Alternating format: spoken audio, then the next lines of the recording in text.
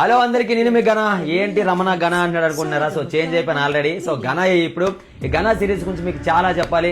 అలాగే ఇందులో మెయిన్ ఒక యాక్టర్ గురించి చెప్పాలి.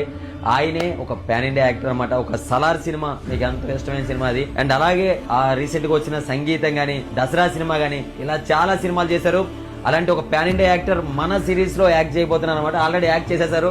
ఇప్పుడు ఆయన ఎవరనేది మీకు పరిచయం చేస్తాను. అతనే మన యోగి గారు. సార్, ఎలా అనిపించింది గనా సిరీస్ లో మీ ఎక్స్పీరియన్స్ యాక్టింగ్ అంతా? ఫస్ట్ ఆఫ్ ఆల్ నీ గురించి చెప్పాలి. నేను రమణాని సోషల్ మీడియాలో ఫాలో అవుతున్నాను, ఇన్స్టాలో కూడా.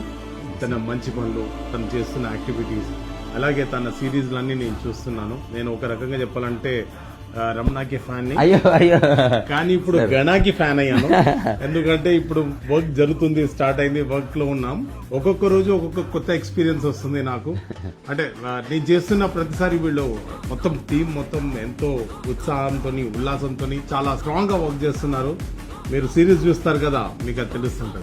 Thank you sir. అసలు మీరు మా సిరీస్ ఒప్పుకొని మీ డేట్స్ ఇచ్చి చేయడమే మాకు చాలా ఆనందం. గనాలో వీరి క్యారెక్టర్ చాలా ఇంపాక్ట్ ఉంటుంది. మీరు ఎప్పుడు కూడా మాకు ఇలాగే సపోర్ట్ ఉండాలి సార్. అయ్యో, టాలెంట్ ఎక్కడ ఉంటే నేను అక్కడ ఉంటాను.